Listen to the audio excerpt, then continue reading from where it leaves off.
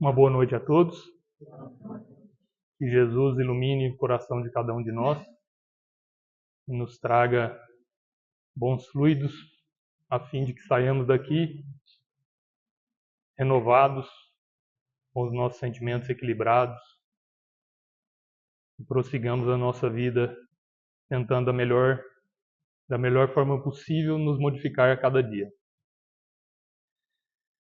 O convite hoje foi para falar sobre reencarnação. É isso mesmo. Para quem não acredita ou ainda não percebeu, o capítulo 4 fala sobre reencarnação. Nós, às vezes, espíritas, temos pretensão de achar que a reencarnação é uma ideia nascida com o espiritismo. A palavra reencarnação, sim, um neologismo inventado por Kardec para explicar esse ciclo ao qual estamos submetidos pela lei de Deus. Mas a ideia desse ciclo de idas e vindas, ele é mais antigo, muito mais antigo. Desde os tempos em que o homem começou a entender um pouco melhor sobre os motivos, a pensar um pouco mais sobre os motivos por estar aqui, de onde viemos, para onde vamos. O capítulo 4 do Evangelho segundo o Espiritismo é um dos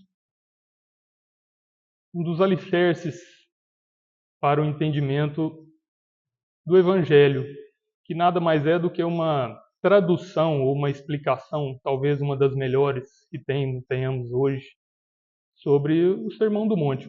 Basicamente, se Jesus tivesse vindo e dado o Sermão do Monte, exemplificasse alguma dessas passagens do Sermão do Monte e tivesse ido, teríamos aí alguns milênios de aprendizado e de possibilidades para a nossa renovação e a nossa evolução moral. Então, juntamente com o capítulo 1, 2, 3, o capítulo 4 do Evangelho, traduzido por Kardec, eles representam o alicerce para o bom entendimento desse Sermão do Monte. Talvez sem esses 4 capítulos seria difícil. Talvez, como diz Haroldo Dutra, o Sermão do Monte seria piegas. Ficaria meio sem uma explicação mais profunda. Então, o capítulo 1, não vim destruir a lei. O capítulo 2, que é meu reino não é desse mundo. O capítulo 3, há muitas moradas na casa de meu pai. E o capítulo 4, que é ninguém pode ver o reino de Deus se não nascer de novo. Então, esses 4 capítulos formam ali a base para o bom entendimento. E a reencarnação é um desses pilares para o entendimento do que Jesus veio nos mostrar. Então, essa ideia de outras vidas e futuras vidas é trazida por outras religiões. Talvez nascido ali na Grécia, foi difundida para outros lugares. Talvez as religiões orientais, a maioria delas são reencarnacionistas. E se entendermos esse evangelho trazido por Jesus e por Kardec, se tirarmos a carta dessa moral trazida por Jesus, quem tirou carta de motorista aqui estudou um livrinho, né? Alguns estudaram, né? Outros tiraram por outros meios, mas quem tirou a carta de motorista para dirigir, pode dirigir praticamente em qualquer lugar do planeta com aquela carteira de motorista. Se entendermos o evangelho trazido por Jesus, possivelmente nós tiraremos a carteira moral para dirigirmos em qualquer mundo do universo.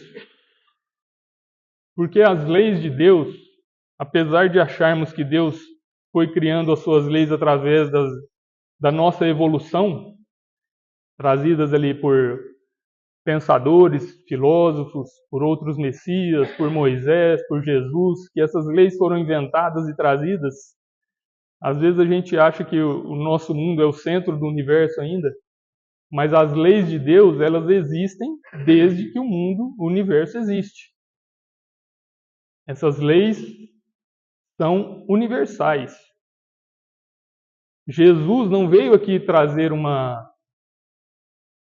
montar uma religião nova. Jesus não veio aqui promulgar uma doutrina nova. Porque Jesus não poderia modificar essas leis ou inventar essas leis. As leis trazidas aos pouquinhos, ao conta-gotas para a humanidade, serviram para que a humanidade amadurecesse com o tempo.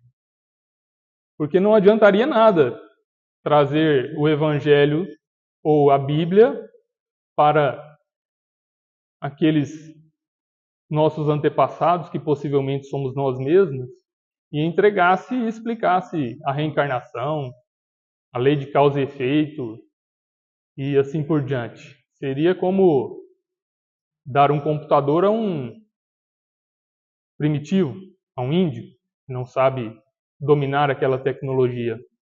Então, à medida que fomos aperfeiçoando, evoluindo, amadurecendo a nossa inteligência, a nossa razão, as leis de Deus foram trazidas para nós. Leis muito antigas. Tão antigas quanto o próprio Deus, que é eterno, não tem um começo e nem um fim. Então, a reencarnação, ela já era promulgada, como em outras palavras, pelo budismo, por exemplo, que eles entendiam como renascimento, no Egito Antigo.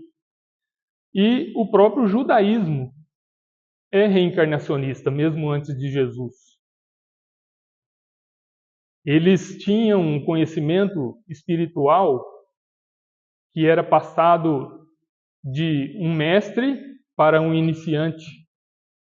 E era conhecido como a Cabala judaica. Não sei se vocês já ouviram falar. A Cabala judaica era um conjunto de instruções espirituais e nela continha ideias sobre a reencarnação, ideias sobre a lei de causa e efeito e muitas outras que hoje nós temos um conhecimento mais aprofundado.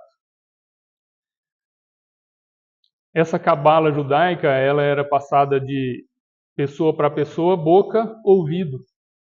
Ela não era escrita, porque os mestres antigos acreditavam que as leis espirituais eram poderosas e se caídas na mão de pessoas do mal, poderiam ser utilizadas pelo mal. Adquirindo aquele conhecimento espiritual, o mal poderia utilizar-se daqueles conhecimentos para a prática do mal. Então eles tinham medo de colocar isso no papel. Até que os judeus começaram a ser mais perseguidos, por volta de 1168 a.C., depois com a chegada dos romanos até a Judéia. E assim, aqueles mestres que detinham o conhecimento ficaram com medo de que aquilo se dissolvesse, se perdesse com o tempo.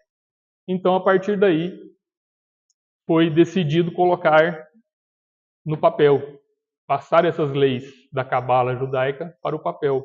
E foi aí que se criou um livro que tem em torno de 22, não é versículos, de 22 livros, pequenos livros, que se chama Noha, N-O-H-A. E esse livro existe até hoje. E nesse livro, lá está várias ideias sobre reencarnação, sobre isso. Boas ideias que nós temos hoje no Espiritismo. Bom, feito essa primeira colocação, vamos adentrar ao que interessa. Lá no capítulo 4, então, passagem de Nicodemos, no item 5, diz assim: Ora, havia um homem entre os fariseus, chamado Nicodemos, senador dos judeus. Havia lá, entre os judeus, senadores do Sinédrio. Eles eram em torno de 69 senadores, mais o vice-presidente, o presidente e o sumo sacerdote. Então era em torno de 72. Esses senadores, esses príncipes, como em algumas traduções traz, eles detinham todo o poder político, o poder religioso do conhecimento e o poder da justiça. Eles que decidiam tudo. E Nicodemos era um deles. Vendo todas aquelas situações praticadas por Jesus, se interessou, porque, sendo um homem conhecedor das leis, ele viu que havia algo diferente.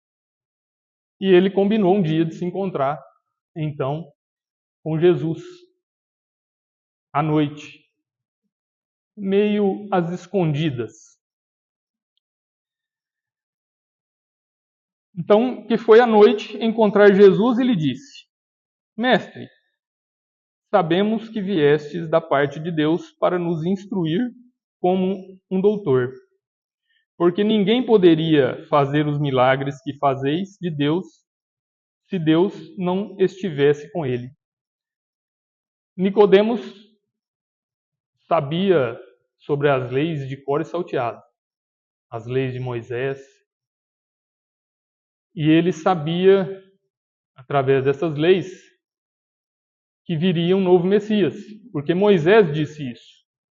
Virá um novo Messias. Ele recebeu essa informação de Deus, que viria um outro Messias como ele. E Moisés perguntou: mas como que eu saberei que ele é um novo Messias? E Deus lhe respondeu: através dos sinais que ele promoverá. Então, Nicodemos chegou à conclusão, através dos sinais que Jesus trazia, que ele realmente era o Messias. Mas, vamos ler de novo? Está dito assim: Mestre, sabemos que vieste da parte de Deus para nos instruir como um doutor. Até aqui não tem nenhum ponto de interrogação. Alguém viu algum ponto de interrogação? Não tem. E ele segue: porque ninguém poderia fazer os milagres que fazeis de Deus se não tivesse com ele. Tem algum ponto de interrogação aí nessa fala dele? Não percebi. Tem algum sinal de que ele está com alguma dúvida? No fundo de uma questão ali? No princípio não tem. Bom, aí vem passagem. Jesus lhe respondeu. Mas como assim? Jesus lhe respondeu. Não tinha pergunta. Por que Jesus respondeu? Aonde está a pergunta? A pergunta está dentro da cabeça de Nicodemos. E Jesus, percebendo essa pergunta, ele atalha na conversa e já faz o quê? Já responde, sem ter feito nenhuma pergunta através das palavras. Mas aí Jesus então responde: em verdade vos digo, ninguém pode ver o reino de Deus se não nascer de novo. Nicodemos trazia aquele questionamento, porque ele conhecia as leis. Apesar de os judeus terem um conhecimento, terem uma ideia sobre a reencarnação, eles acreditavam que a reencarnação era apenas dos Messias. Só os Messias reencarnavam. Então eles iam e vinham através de serem missionários para trazer instruções a todos nós. Então eles entendiam essa reencarnação dos missionários, mas ele ainda não acreditava que essa reencarnação era geral, era genérica, que servia para todo mundo. Então o questionamento dele a seguir é o seguinte, ele tem essa dúvida de como se processa isso. Como se processa o mecanismo da reencarnação? E aí ele diz novamente a Jesus, com perguntas. Nicodemos lhe disse: como pode nascer um homem que já está velho? Pode ele reentrar no ventre de sua mãe para renascer uma segunda vez? Ele imaginou o seguinte: como Jesus, que pode eu, um homem velho, reentrar no ventre novamente de minha mãe para renascer de novo? Ele achava que o indivíduo retornaria ao ventre de sua mãe. Mas e aquela mãe que já morreu? Como poderia ser isso? E ele tinha essa dúvida. Quem de nós não teria? Aí Jesus lhe responde: em verdade vos digo, se um homem não renascer da água e do Espírito, não pode entrar no reino de Deus. Bom, o nascer de novo pode até ser entendido aí como uma mudança na sua vida, um novo caminho a ser tomado, que é o que muitas religiões cristãs acreditam. Mas Jesus, a princípio, usou a literalidade. E Nicodemos entendeu no literal. Tanto entendeu que ele perguntou: como que pode entrar no ventre da mãe e renascer de novo? Não está implícito uma situação ali de incógnita criada por Jesus. Nicodemos entendeu na literalidade. Nascer de novo. Renascer de novo. E não como uma transformação. É claro que não está errado esse pensamento. Veremos adiante. Mas aqui, nas palavras de Jesus, está entendido a literalidade. É renascer de novo. E Jesus, com essa nova frase, com essas novas palavras, ele nos remete a esse entendimento na literalidade. Se não renascer da água e do Espírito, não pode entrar no reino de Deus. Quer dizer, a água aqui também, alguns entendem como o batismo, mas voltando lá na época em que foi realizado esse encontro de Nicodemos e Jesus, existe um costume dos judeus que se chama nikve,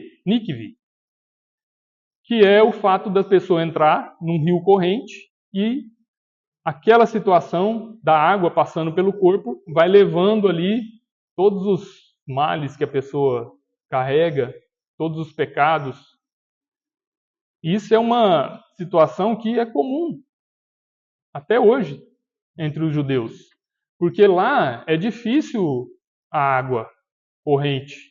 É diferente da gente aqui que estamos rodeados de um imenso rio, que muitas vezes vamos até o rio e entramos ao rio, pegamos água do rio com uma facilidade grande. Na Judéia havia uma dificuldade grande disso. Então aquilo era um evento, você entrar dentro de uma água corrente e aquela água aí passando pelo seu corpo, aquilo era entendido como uma situação de purificação. Se fosse isso o entendimento da água e do Espírito que Jesus disse, era só ele dizer, é só fazer mikva. Faça mikva e você nascerá novamente. Mas não. Aqui tem que nascer da água e do Espírito. Por quê? A água, essa passagem, vamos lembrar que foi de João, e João foi segregado da Judéia e foi viver na Grécia, e trouxe essa ideia de que a água é o local de onde nasce-se tudo, onde brota-se a terra, onde nascem-se os peixes. Acreditava que os peixes eram o início da formação das espécies. Então, João traz daquela ideia de que a água é o local do nascimento, que nós mesmos nascemos da água, que é a junção do espermatozoide, do esperma, que vem da água com o óvulo, que acreditava-se ser uma gotícula d'água que a partir daí o homem se renasceria disso daí. Então, a água, nesse sentido, é o que Jesus quis trazer, como sendo a situação do nascimento do corpo. Tanto que na frente ele diz isso. O que é nascido da carne é carne, e o que é nascido do espírito é espírito. Várias reencarnações renascendo na carne, vários aprendizados, experiências, e a gente vai amadurecendo o nosso entendimento e vamos sublimando e vamos tornando-nos conscientes do nosso livre-arbítrio, vamos nos tornando conscientes daquilo ao qual nós viemos ser criados por Deus, que é a nossa evolução, nosso aperfeiçoamento, é a nossa coparticipação na criação desse universo, é que vamos renascendo do corpo e possivelmente a partir daí renascendo do espírito. É isso que Jesus quis dizer. Difícil essa interpretação, não veio da minha cabeça. E ele prossegue, Jesus: não vos espanteis do que eu vos disse, e é preciso que nasçais de novo. Então ele reafirma, é preciso renascer de novo. Nicodemos responde: como isso pode se dar, Jesus? Quer dizer, ele ficou na dúvida, como isso pode se dar? E aí vem o puxão de orelha. Jesus lhe disse: que sois mestre em Israel e ignorais essas coisas? Quer dizer, você tem todo o conhecimento das leis até hoje trazidas. Sabe de cor e salteado, como muitos espíritas palestrantes sabem decorado o livro dos espíritos, por todas as questões, todas as passagens do Evangelho. Sabe tudo. Ignorais essas coisas? Em verdade vos digo que não dizemos senão o que sabemos, e que não testemunhamos senão o que vimos. E, entretanto, vós não recebeis nosso testemunho. Mas se não me credes quando vos falo das coisas da terra, como me crereis quando vos falar das coisas do céu?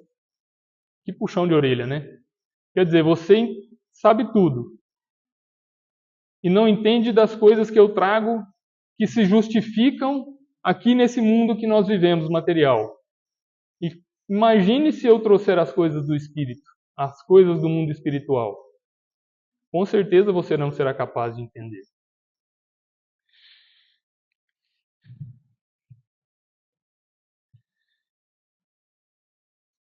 Apesar de tudo isso, aqui está muito bem claro sobre a reencarnação.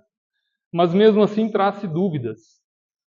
E existem outras passagens que nos trazem a confirmação, não de certeza, mas para que nós utilizemos os nossos pensamentos e as nossas ideias para realmente acreditarmos e crermos e confiarmos que existe a reencarnação. Como a passagem em que os apóstolos perguntam a Jesus sobre a vinda do Messias antes da vinda dele, que Elias retornaria. E Jesus diz aos apóstolos: é verdade que Elias tem que voltar, mas em verdade eu vos digo que Elias já voltou e vocês não o compreenderam e fizeram o que farão comigo. Essa é uma outra. Mas mesmo assim, aí foram os apóstolos que acharam que Jesus estava falando de João Batista. Ele não disse explicitamente. Será que não teria uma outra passagem que Jesus falaria sobre isso? E tem. Ela está em Mateus capítulo 11, versículo 14. Em que Jesus diz assim: João Batista é o Elias. Aí não tem dúvida, está dito. E se quereis dar crédito, ele é o Elias que havia de viver. Bom, essa crença, apesar de todos esses detalhes, dessas possibilidades tão contundentes sobre a reencarnação, qual será o motivo da reencarnação não ser aceita ainda? Qual é o motivo dela ser tão questionada, repelida, contestada? Ela é contestada aqui no mundo ocidental. No mundo oriental, a maioria das religiões são reencarnacionistas. Não com todos os detalhes que o Espiritismo nos traz, mas a maioria das religiões orientais são reencarnacionistas, com algumas exceções. As religiões abrâmicas, que nelas são o judaísmo, o cristianismo e o islamismo, o judaísmo é reencarnacionista, eu já disse, sobre a Cabala. O islamismo, poucas vertentes são reencarnacionistas. E o cristianismo, a maioria das vertentes não são. Aí a gente pode recordar sobre o segundo concílio de Constantinopla, lá de 533, em que foi abolido a reencarnação naquele concílio, através daquela história da rainha Vitória, que era uma prostituta, que passou a ser rainha, porque o rei foi lá e trouxe ela, e ela tinha vários débitos. As colegas dela diziam a todos os cantos que elas também poderiam alcançar um reinado, porque se aquela rainha havia conseguido sair daquele lugar e atingido o reinado, e ela exigiu ao rei, e o rei que naquela época comandava o concílio, obrigou que houvesse a retirada da teoria da reencarnação. Tudo bem, poderíamos trazer isso à tona, mas isso já faz 1500 anos. Por que será que hoje ainda a reencarnação ela é tão combatida? Porque a reencarnação remete a uma situação que é a responsabilidade que ela nos traz. Porque a reencarnação nos remete a entender que tudo aquilo que fizemos no passado que não foi tão bom, que nós reencontraremos com essas situações.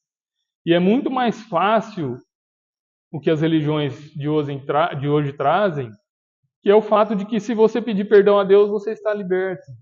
Se você confessar os seus pecados, você está perdoado. Se você simplesmente se arrepender, está tudo bem. Você atingirá o reino dos céus. Isso é muito mais fácil para nós que ainda somos imperfeitos e todos os dias cometemos erros. É muito mais fácil aceitar uma situação de purificação através de um arrependimento do que encararmos a situação de revivermos tudo aquilo que fizemos de mal no passado, de reencontrarmos aqueles que prejudicamos, aqueles que assassinamos, aqueles que traímos, aqueles que causamos algum mal para ele e sua família. É muito mais difícil. Esse talvez seja um dos motivos dos centros espíritas não estarem lotados como as outras igrejas. Porque esse senso de responsabilidade que o Espiritismo nos traz não é fácil, não. Às vezes dá vontade de não ter entrado aqui. Às vezes dá vontade de ter permanecido na ignorância. Porque não é fácil enfrentarmos não o que vivemos nas outras vidas, porque não nos lembramos disso, mas é difícil a gente conviver com o que fizemos nessa própria vida. E é isso que dificulta o entendimento do Espiritismo, a aceitação do Espiritismo, e com isso a reencarnação e as leis da causa e efeito. Mas a reencarnação, ela é um instrumento fundamental para o exercício da justiça divina. É fundamental. E mais do que um instrumento fundamental, porque nós imaginamos a reencarnação como resgate, um certo aperfeiçoamento do olho por olho, dente por dente. E tudo que fizermos aqui, resgataremos e sofreremos novamente. Muitos de nós espíritas ainda achamos isso. Se causamos um mal, receberemos o mal, ao mesmo valor. Isso nada mais é do que um aperfeiçoamento da lei do olho por olho, dente por dente. Mas nós nos esquecemos que essa justiça divina está mergulhada, banhada pelo amor infinito de Deus. Deus não exerce a sua justiça como uma punição. Deus exerce a sua justiça como uma educação. É fazer passar a dor não para pagar, não para ser punido ou para resgatar um débito, mas para que você aprenda, para que nós aprendamos que aquela prática do mal não deve ser feita novamente. Então a gente tem a impressão de que a justiça divina é como um relógio. Deus está sentado numa cadeira e o mecanismo do funcionamento desse relógio, Deus fica ali assistindo, como se fosse um mecanismo. Não, esse mecanismo ele está banhado pela bondade, pela misericórdia e pelo amor infinito de Deus. É como pegarmos o nosso filho doente, levarmos ele até o pronto-socorro para ele tomar uma injeção. A gente sabe que vai doer. A gente sabe que vai ter gritos e ranger de dentes. A gente sabe que muitas vezes vai ser preciso segurá-lo, amarrá-lo, para que ele aceite aquela injeção. Mas a gente sabe que é pelo bem dele. É assim que Deus age sobre nós. Deus sabe que vai doer ao nos colocarmos diante de nossas imperfeições. Mas Ele sabe que aquilo será em benefício para o nosso aprendizado e não para a nossa punição.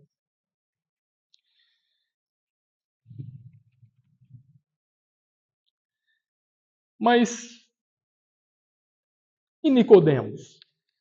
Nicodemos foi procurar Jesus à noite, às escondidas. Qual de nós aqui procuraríamos Jesus na luz do dia, naquela época? Tendo o nível social de Nicodemos, tendo a importância social de Nicodemos. Qual de nós?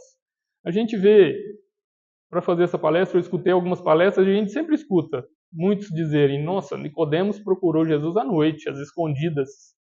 Olha que coisa. Fazendo-se uma crítica àquela situação. Mas qual de nós, naquela situação, procuraríamos Jesus à luz do dia? Qual de nós, na situação de Públio Lentulus, lá no há 2000 anos, em que a esposa Lívia pede para ele procurar Jesus a fim de conseguir a cura da filha Júlia, e Públio Lentulus procura Jesus no crepúsculo, às escondidas, qual de nós teria procurado Jesus na luz do dia, ao sol de meio-dia? Cada um de nós está num nível de aperfeiçoamento. Mas ele procurou. Emmanuel descreve Nicodemos como fariseu notável pelo coração bem formado e pelos dotes de inteligência. Aquele homem já estava em transformação. Mas ele precisava. Conhecendo os sinais que Jesus tinha produzido, ele precisava encontrá-lo. Porque ele tinha dúvidas, como nós todos temos. Todos nós somos Nicodemos ainda. Todos nós somos Madalena. Todos nós somos Pedro que traiu Jesus 3 vezes, que negou Jesus 3 vezes. Essas passagens em que vemos e às vezes falamos: nossa, como Pedro pode ter negado Jesus? Como pode Pedro ter feito isso? Pedro já teve a sua redenção. Essas passagens não servem para que pensemos como Pedro pode ter feito isso. Essas passagens devem representar, assim como a passagem de Nicodemos, de Madalena, de Pedro, A passagem deve nos trazer o que eles representam em nós. Porque até hoje negamos Jesus. Nós espíritas negamos a Jesus. Quem de nós está seguindo Jesus? Quem de nós está seguindo Jesus como Chico Xavier fez? Nós negamos a Jesus todos os dias. Nós procuramos Jesus à escondida todos os dias. Tem uma amiga que ela é evangélica e uma amiga dela é espírita. E elas estão fazendo estudos de livros. Muito legal, muito proveitoso. A evangélica traz um livro espírita e elas estudam aquele livro. Terminado aquele livro, a espírita traz um livro espírita. A espírita, a amiga espírita, ela apresenta o livro evangélico para toda a sua família. Tudo bem, tranquilo. A evangélica esconde o livro da família. Porque tem medo. Assim como Nicodemos tinha medo de procurar Jesus. É natural. É de nós.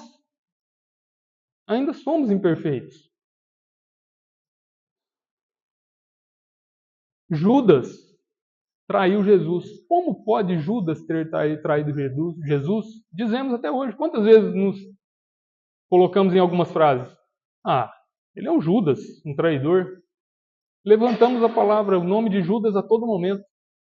E Judas já teve a sua redenção há muito tempo. Humberto de Campos já o entrevistou em Jerusalém. E Judas falou, não, eu venho em Jerusalém todo ano. Aquilo lá já passou, já está tudo resolvido, está quitado, débito, já estou tranquilo. E nós ainda continuamos a criticar Judas.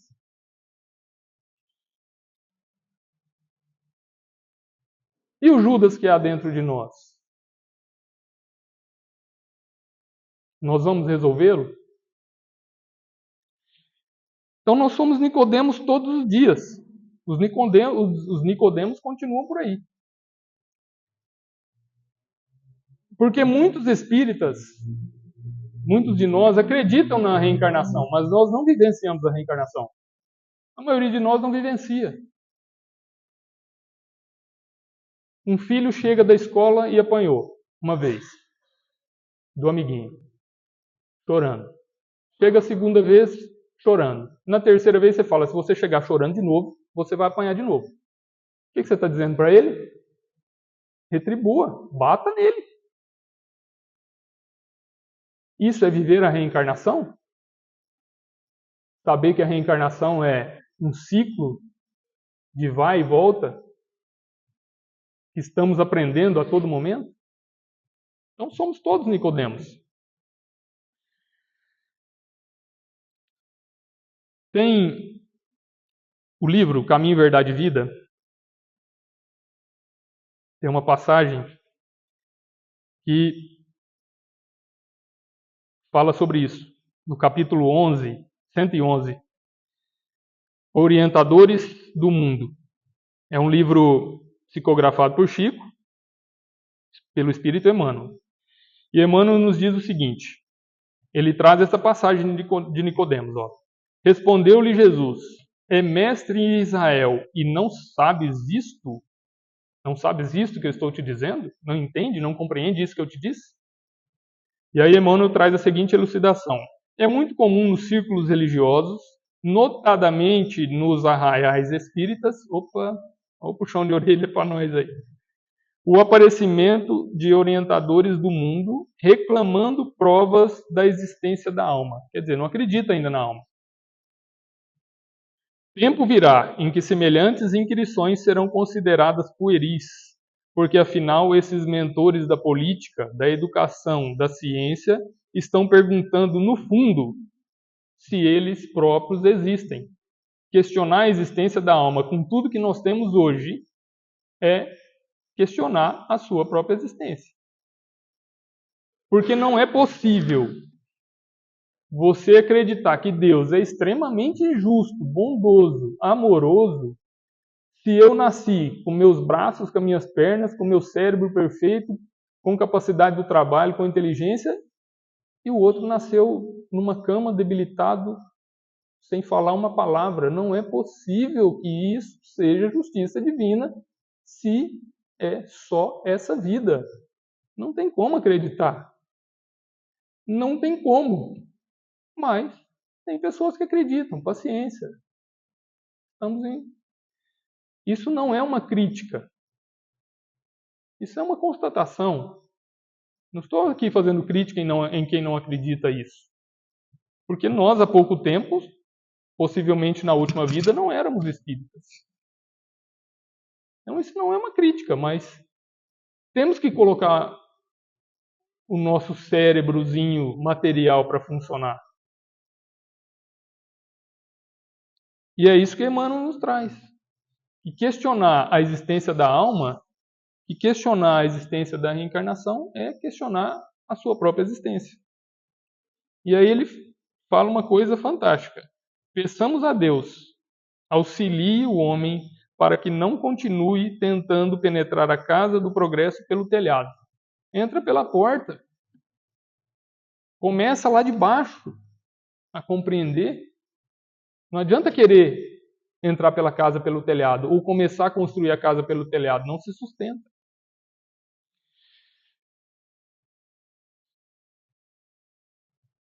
Então a teoria da reencarnação muitas vezes ela fica na gaveta da teoria.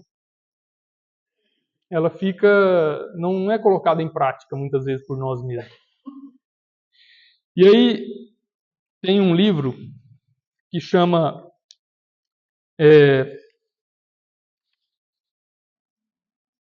A Boa Nova, que também é Chico Xavier, Psicografia de Emmanuel, e no capítulo 14 ele traz a lição a Nicodemos.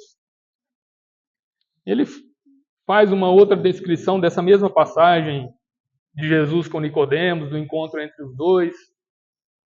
Terminada aquela conversa, Nicodemos se retira e os dois apóstolos que ali estavam presentes, que é André e Tiago, eles chegam até Jesus e, assim como Nicodemos, não compreenderam nada do que Jesus tinha dito. Então eles começam a questionar Jesus. Jesus dá outras explicações sobre a reencarnação. E em determinado momento, depois de determinadas explicações, Tiago diz assim: Senhor, compreendendo agora o mecanismo do resgate, murmurou Tiago, externando a alegria do seu entendimento.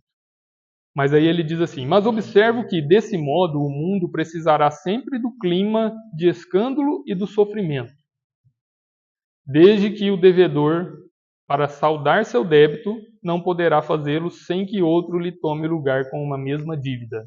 Quer dizer, ele traz ainda a teoria da olho por olho, dente por dente. Quer dizer, eu faço um mal para um irmão e depois vou receber esse mal do irmão. Faço o mal para o irmão e vou receber o mal. Quer dizer, é um fazendo o escândalo e depois recebendo o escândalo.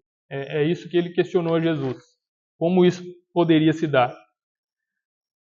O mestre apreendeu a amplitude da objeção e esclareceu os discípulos perguntando: dentro da lei de Moisés, como se verifica o processo de redenção? E Tiago responde. Tiago meditou um instante e respondeu: também na lei está escrito que o homem pagará olho por olho, dente por dente. E Jesus: também tu, Tiago, está procedendo como Nicodemos. Replicou Jesus com um generoso sorriso. Como todos os homens, aliás, tens raciocinado, mas não tens sentido. Então nós sabemos tudo sobre a reencarnação. Nós sabemos de cor e salteado as passagens do Evangelho. Nós sabemos de cor e salteado as questões do Livro dos Espíritos. Nós já lemos uma centena de livros de André Luiz. Mas será que nós estamos vivenciando e sentindo realmente o Evangelho de Jesus? É o que ele diz aqui a Tiago. Ele não tem sentido. Ainda não poderaste, talvez, Ainda não ponderaste, talvez. Estou precisando usar o óculos já, viu, gente? Eu estou negando isso, mas já está na hora. Ainda não ponderaste, talvez, que o primeiro mandamento da lei é uma determinação de amor. É o que eu disse. A justiça divina é exercida sobre o amor, porque o primeiro mandamento é o amor.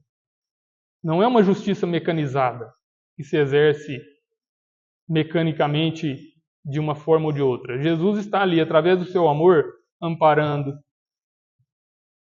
trazendo pessoas ao nosso lado que nos auxiliam. Essa é a verdadeira lei. É a lei de amor. Acima do não adulterarás, do não cobiçarás, está o amar a Deus sobre todas as coisas, de todo o coração e de todo o entendimento. Como poderá alguém amar o Pai, aborrecendo-lhe a obra? Olha aqui. Eu falei sobre o livro Boa Nova, né? Lição a Nicodemos, ela não é de Emmanuel, tá? É de Humberto Campos, que é o repórter espiritual. Bom, ao adiantar da hora, Nicodemos vai embora. E não se ouve mais falar de Nicodemos. Quer dizer, ele esteve ali na presença de Jesus, assim como Públio Lentos, quando encontrou Jesus e ficou ali de joelhos de frente a Jesus. E Jesus lhe disse: se você não se modificar e não entender o que eu estou te dizendo aqui, você levará milênios para entender o que eu estou te dizendo. E Públio Lentos retorna ao seu lar e, através do egoísmo, do orgulho, ele retoma todos os seus pensamentos. E Nicodemos também vai embora, sem demonstrar uma palavra de modificação. E não aparece mais. Até que uma leitura atenta do Evangelho de João, lá no capítulo 19, versículo 39. 19, 39, melhor. 19, vamos começar no 38.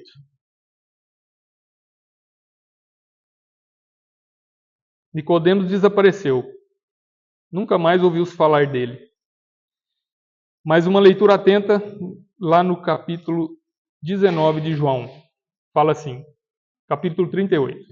Depois disso, José de Arimateia, o que era discípulo de Jesus, mas oculto por medo dos judeus, rogou a Pilatos que lhe permitisse tirar o corpo de Jesus. E Pilatos lhe permitiu. Então foi e tirou o corpo de Jesus. E foi também Nicodemos, que havia procurado Jesus à noite, se escondendo de todas as pessoas, porque ele era um senador do Sinédrio, agora reaparece à luz do dia, para junto de seu companheiro retirar o corpo de Jesus da cruz. Nicodemos mostra-se modificado, porque ele não mais vai à noite, ele vai ao dia. Nicodemos mostrou uma reencarnação, um renascimento na própria encarnação. Porque naquela época, o senador, os príncipes, os doutores da lei não podiam encostar nos mortos. Era proibido. Eles adquiririam toda aquela impureza daquela pessoa que havia ali, daquele corpo.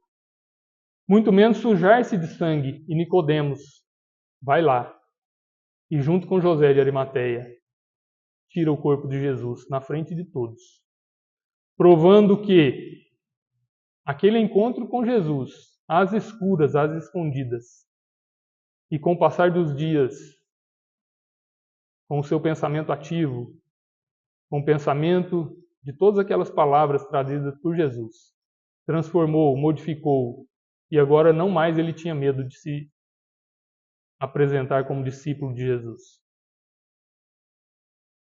E é esse recado que fica, meus amigos. que nós possamos procurar Jesus, mesmo às escondidas no cantinho do nosso quarto, naquele momento de dificuldade, naquele momento de incerteza, e possamos, às escondidas, deixar com que as lágrimas escorram pelos nossos olhos e procurar Jesus, para que no futuro possamos, através dos nossos corações abertos, através das nossas atitudes modificadas, sermos, assim como Nicodemos, um auxiliar de Jesus, mesmo que no corpo já morto, ensanguentado, sem vida, mas se apresentando como uma pessoa transformada. Porque aquele nascer de novo, entendido por muitas religiões cristãs como sendo uma modificação, uma nova retomada de vida, que possamos nessa vida renascer de novo, renascer desse homem velho que somos e nos transformarmos no homem novo que devemos ser.